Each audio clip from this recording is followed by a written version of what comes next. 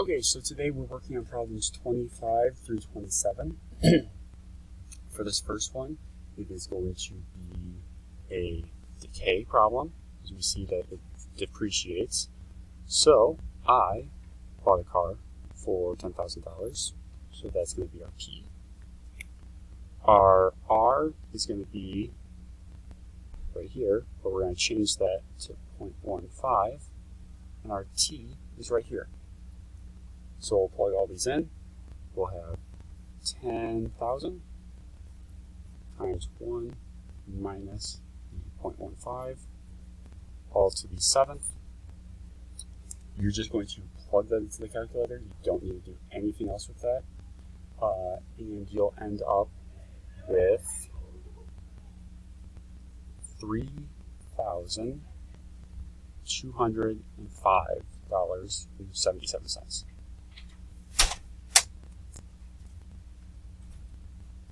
For problem 26, this is continuous compounding. And this is something that we have not done in class yet, so that's okay if you don't understand this right away. Just look at this again after Thursday. Right now, we'll say that this is our P, this is our R, but we're going to change that to 0.074, and here's our T. So we'll have 3,000, because we're going to be using the A equals P, E-R-T. So 3,000 E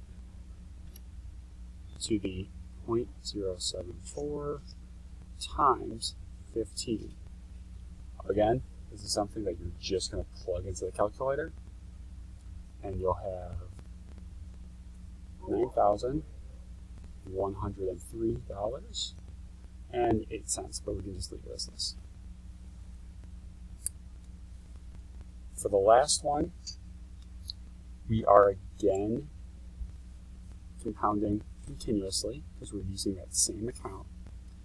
And so this time though, they're saying that A is going to be 5,000 and our R and our T are going to be the same.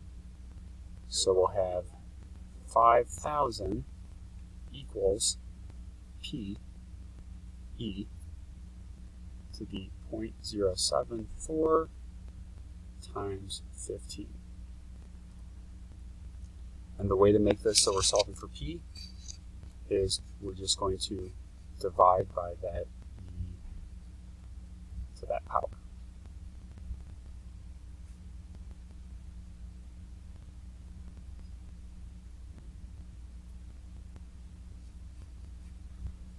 So P equals 5,000 over E to that mass.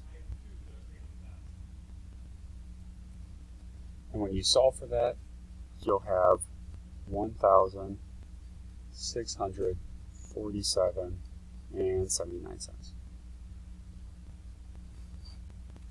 So that is tonight's homework. If you have any questions, please let me know. Remember that 26 and 27 are using the formulas that we haven't really worked on in class yet. So if you're struggling with that, Thursday is when we'll go over that, and hopefully that'll be a little bit more easier at that point. Otherwise, if you have no questions, then we'll end the video there. Have a good night, and see you guys tomorrow.